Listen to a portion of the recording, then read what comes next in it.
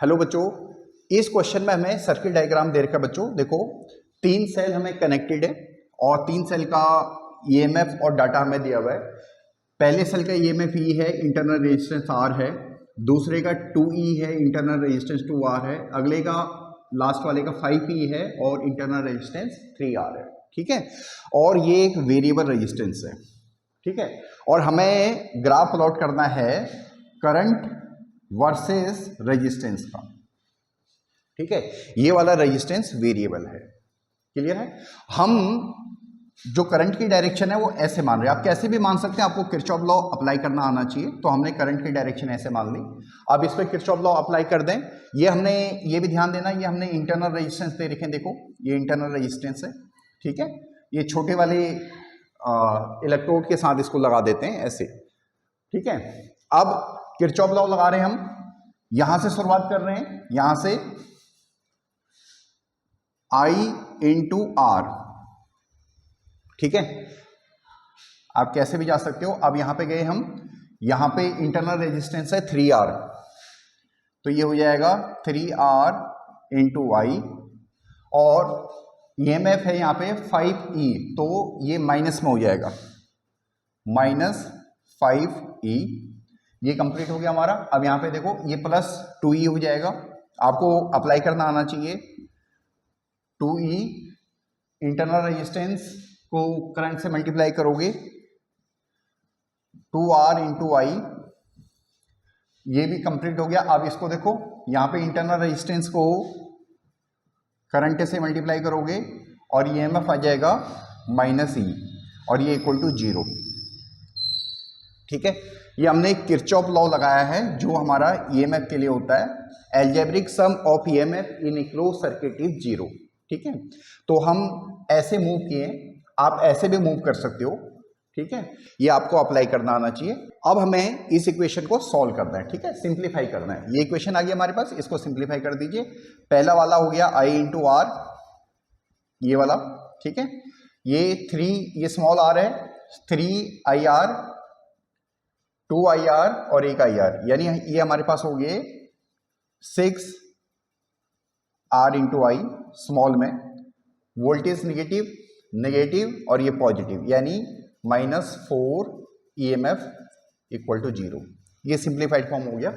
अब हमें resistance versus current चाहिए या करंट वर्सेस रेजिस्टेंस चाहिए, तो हम करंट की फॉर्म में निकाल देंगे। करंट की वैल्यू आ जाएगी हमारे पास 4 EMF upon 6 small r plus capital R। ठीक है, अब आपको इसका ग्राफ बनाना। देखो, इसका ग्राफ आप कैसे बनाओगे, इसके लिए हम इसे एक बार रफ कर देते हैं या यहां पे बना देते हैं एक अलग से। देखो बच्चों,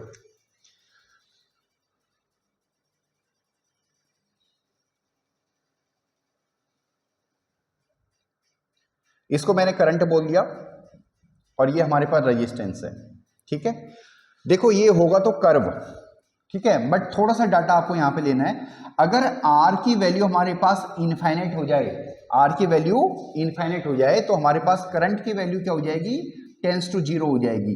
तो ये इसको टच नहीं करेगा, ये इसको टच नहीं करेगा, बट ये इसको इनफाइनाइट पे मिलेगा। ठीक है, ठीक है, ये इसको टच नहीं करेगा, ये नीचे इसको टच नहीं करेगा, ये इसको इनफाइनाइट पे मिलेगा ऐसे।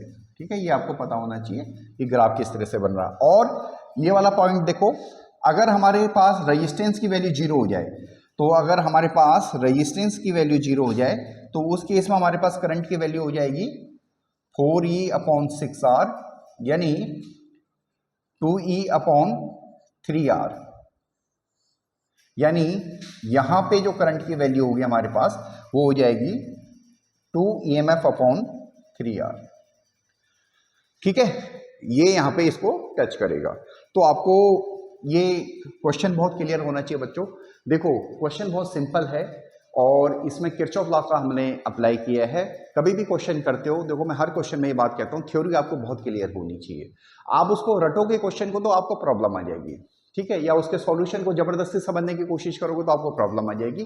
इसलिए मैं हाईली रिकमेंड करता हूं बच्चों को कि थ्योरी का पार्ट बहुत क्लियर रखना, तभी आप सक्सेसफुल होंगे, नहीं तो आपको प्रॉब्लम आ जाएगी। देखो ये फिजिक्स है, इसमें कबड्डी हो जाती है नहीं तो, ठीक है। अगर मैं इसको एक ब्रीफ करूं आपको, तो ब्रीफ ये है, हमें सर्किट डायग्राम दे रखा है, देखो बच्चों, ठीक है। हर एक सेल का डाटा दे रखा है हमें, हमने इसमें किरचॉफ लॉ लगाया। किरचॉफ लॉ लगाते ही हमारे पास करंट और रेजिस्टेंस की आपस में एक इक्वेशन आ गई है। अब हमने इसको प्लॉट किया, ठीक है, तो हमने इसको इस तरह से प्लॉट किया, ये इसका ये वाला, ये फाइनल, ये हमारे पास आंसर है। और ये नीचे टच नहीं करेगा, क्यों नहीं टच करेगा? क्योंकि जब R की वैल्यू इनफाइनाइट होगी तभी करंट की वैल्यू 0 होगी, तो इसलिए ये नीचे वाला कर्व इसको इनफाइनाइट पे टच करेगा, ठीक है। और अगर इधर की बात करें तो अगर रेजिस्टेंस की वैल्यू हमारे पास 0 होगी तब भी हमारे पास करंट होगा, दैट इज 4E/6R, उसको सॉल्व करके 2E/3R हो गया। तो यहाँ पे हमारे पास रेजिस्टेंस की वैल्यू 0 है, तो वहाँ पे हमारे पास करंट की वैल्यू 2E/3R हो जाएगी। तो होप सो आपको समझ में आया होगा। अगर आपको कोई भी प्रॉब्लम हो तो आप उसमें कमेंट कर सकते हो, ठीक है। Thank you.